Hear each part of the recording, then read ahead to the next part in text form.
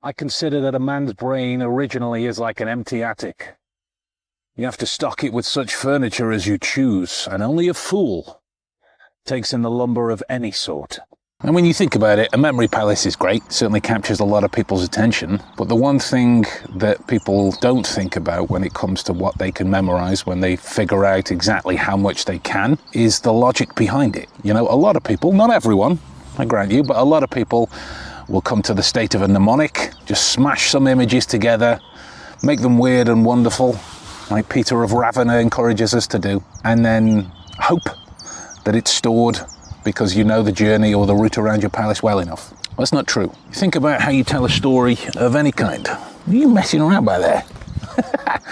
Think about how you tell a story that isn't scripted, an experience that you've had, or a memory that you have. A holiday, a favorite experience, your first date with your wife, whatever it is.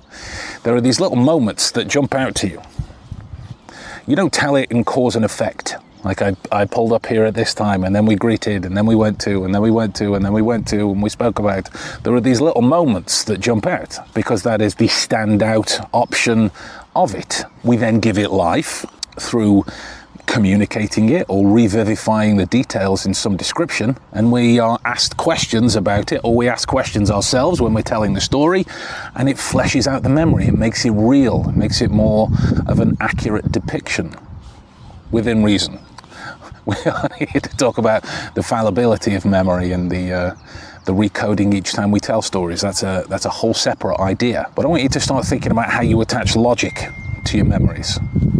What point comes first, and how does that lead to what option?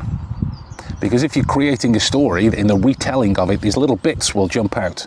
These little outstanding moments will jump out. If you can subvert the notion of that logic to work for you, you can remember much more things in order with much more detail when you realize how it is that a memory palace is built. And then you have to think about, are you the fool that takes in lumber of any sort just because you can? Do you want an overly stocked memory palace where you don't know where anything is, much like the junk drawer that everyone has in their house? Or are you thinking specifically about how much you know of a topic, how little you know of a topic, the order, the techniques, the recitation, the purpose of it? Or are you just taking in any kind of wood simply because you have the space for it?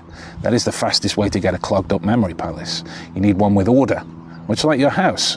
Even if it is conventionally messy, a place for everything and everything in its place. The purpose of a memory palace, in my opinion, and only my opinion, is to be empty.